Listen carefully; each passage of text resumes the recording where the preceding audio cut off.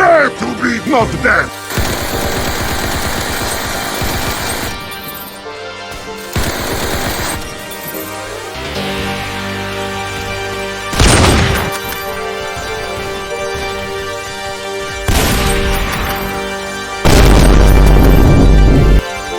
Pow! Ha ha!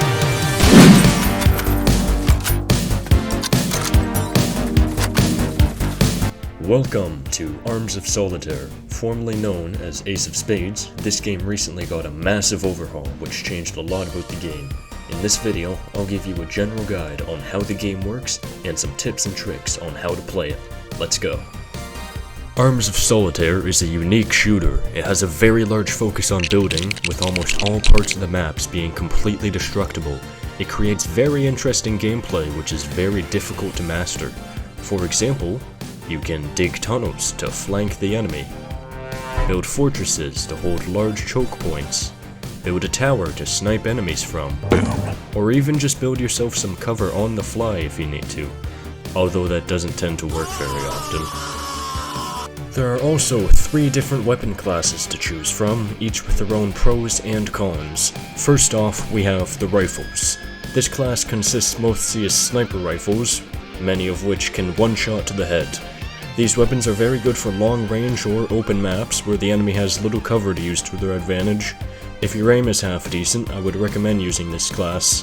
In my opinion, the best weapons in this class are the Mosin-Nagant, the Tank-Gewehr, and even just the starter rifle. For the next class, we have the automatic weapons, which are pretty self-explanatory. These work best at close to mid-range, but at long range, the spread can really screw you over. Especially with LMGs. I mean, just look at this clip here.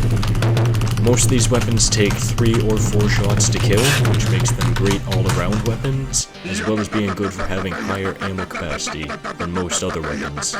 My personal best weapons for this class are the AK-47, M60, and MP5.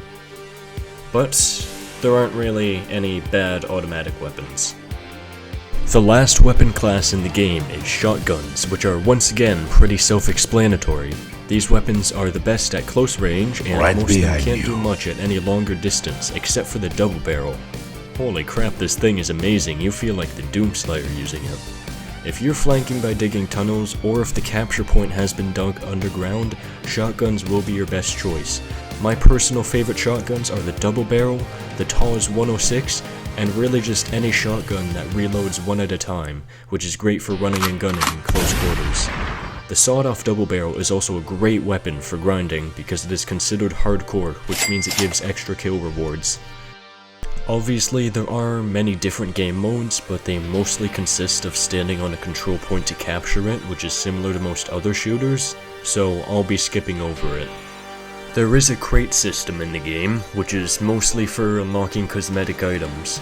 You can buy crates in the shop, of which there are 3 unique variants, or receive one if you win a match. You will also have to buy a key to unlock it, after which it will randomly gift you a cosmetic item. The shop is also where you can buy anything. This ranges from guns to different types of grenades, building tools, or building blocks. Some blocks are stronger but give you a smaller supply of them, and some are weaker but give you a larger supply of them. Not every gun is obtained from the shop, however. Some guns are hidden in secret areas around most of the maps, which you need to find to obtain them. Once a player picks up the secret weapon, it disappears and nobody can get it for that round, so you have to be very quick in locating it. If you see in the chat that someone found a secret weapon, it's unfortunately too late for you. For the last segment of the video, I'd like to give some of my own tips and tricks. Starting off, stick with your team as much as possible.